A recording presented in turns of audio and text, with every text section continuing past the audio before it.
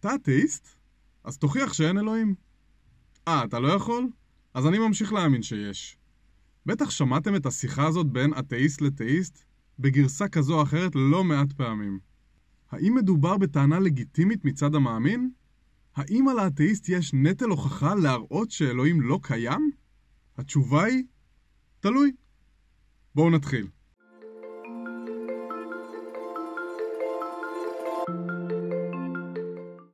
קארל סייגן פעם אמר, טענה יוצאת מן הכלל דורשת ראיות יוצאות מן הכלל. בכל פעם שמישהו מעלה טענה, בכל נושא, אותה טענה מלווה בנטל הוכחה. בעצם מדובר על בסיס ראייתי שהטוען צריך לספק כדי שאפשר יהיה להעריך את נכונות הטענה. איכות וכמות הבסיס הזה משתנות בהתאם לטענה שנטענה. קחו למשל את הטענה, מחר השמש תזרח. עד כמה שהטענה הזאת נשמעת בנאלית, יש עליה נטל הוכחה. במקרה הזה, קל מאוד לספק את הבסיס הראייתי הזה. מכלול הראיות שמצביע על זה שהשמש תזרח מחר הוא עצום, וכולנו נקבל את הטענה. נציין בכוכבית שאנחנו לא יודעים אם אפשר באמת להיות בטוחים לגבי משהו. יכול להיות שהשמש לא תזרח מחר. אבל כולנו כנראה מסכימים שמכלול הראיות מצביע על זה שהיא כן, ולכן במקרה הזה עמדנו בנטל ההוכחה. אבל מה לגבי הטענה יש אלוהים? ומה לגבי הטענה אין אלוהים? גם על הטענות האלה יש נטל הוכחה. זו הזדמנות טובה להזכיר את ההגדרה של אתאיסט. אתאיסט הוא אדם שלא מאמין באלוהים. זה לא אומר בהכרח שהוא אומר שאין אלוהים. זו הבחנה מאוד חשובה, והיא המפתח לנשיאת נטל ההוכחה במקרה הזה. כדי להמחיש, בואו ניקח דוגמה. נניח שיש מולי קערה מלאה בסוכריות. תוכלו לשאול אותי, אתה מאמין שמספר הסוכריות כאן הוא זוגי? ואני אענה שלא. אבל האם זה אומר שאני מאמין שיש מספר אי-זוגי של סוכריות? בוודאי שלא.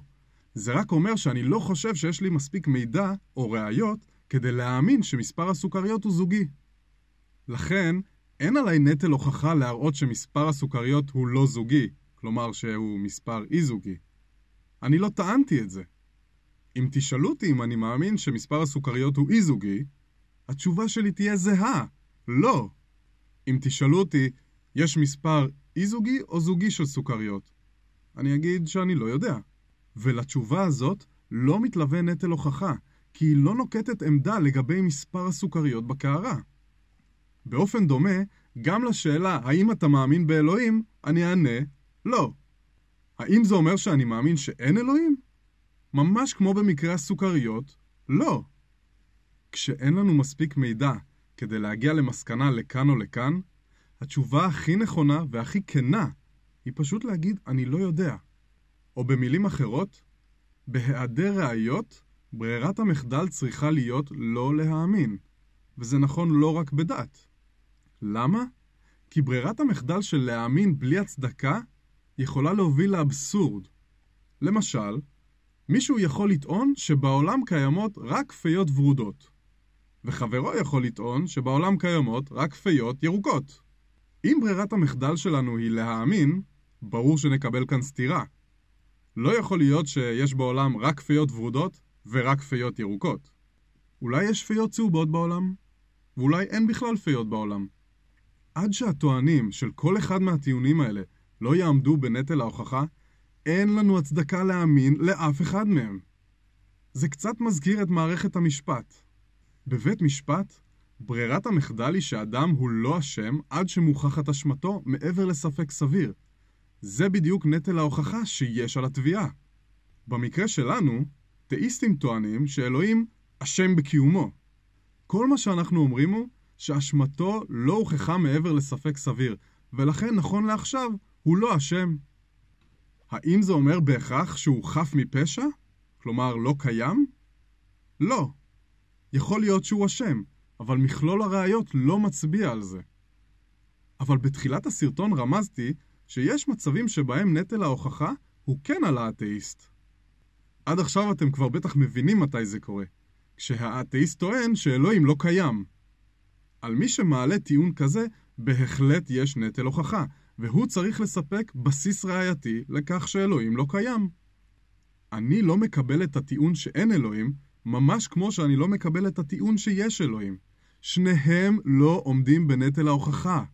אבל תאיסטים אוהבים להשתמש בטיעון של תוכיח שאין כמגננה, כי הם מרגישים שזה מוציא אותם מהבוץ ומעביר את נטל ההוכחה אל האתאיסט. וכשהאתאיסט מאפשר את זה, זאת בעיה. הטענה שיש אלוהים היא בלתי ניתנת לשלילה, ממש כמו הטענה, הארי פוטר ברא את היקום. הדרך היחידה להראות שאין אלוהים היא שיהיה לנו ידע אבסולוטי על הכל אי פעם. אחרת, תמיד אפשר לספק את אלוהים כפתרון קסם, או להגיד שהוא פועל בדרכים נסתרות. לכן, כשמישהו אומר, אני מאמין באלוהים עד שתוכיח שהוא לא קיים, תשובה הולמת יכולה להיות, אתה גם מאמין בסנטה קלאוס ופיית השיניים עד שאני אוכיח שהם לא קיימים? כמובן שזכותו של כל אדם להאמין במה שהוא מאמין, בין אם מסיבה טובה או לא. אבל להאמין מסיבה לא טובה זה מסוכן. ועל הסכנה הזאת אנחנו נדבר בהרחבה בפרק יהודי. אז מה היה לנו בפרק הזה? דיברנו על נטל ההוכחה ועל מי נדרש לעמוד בו. הראינו שבאופן כללי אין על האתאיסט נטל הוכחה להראות שאלוהים לא קיים, אלא אם הוא טוען שזה המקרה. ודיברנו גם על ברירת המחדל, שהיא באופן כללי לא להאמין, אלא אם יש הצדקה להאמין. אני אשאיר אתכם עם נקודה למחשבה. אם תאיסטים אומרים שעל האתאיסט יש נטל הוכחה להראות שאלוהים לא קיים, האם זה אומר שהם עמדו באותו מבחן לגבי כל אלפי האלים שבהם הם לא מאמינים? אל תשכחו, כל תאיסט שמאמין באל ספציפי הוא אתאיסט לגבי יתר האלים. האם הוא הוכיח שהם לא קיימים? אם לא, למה הוא לא מאמין בהם? אהבתם את הסרטון? התחברתם? תנו לו לייק, יירשמו לערוץ שלנו ועקבו אחרינו ברשתות החברתיות. ואם יש לכם נושאים שאתם רוצים שנדבר עליהם, תרגישו חופשיים לכתוב אותם בתגובות.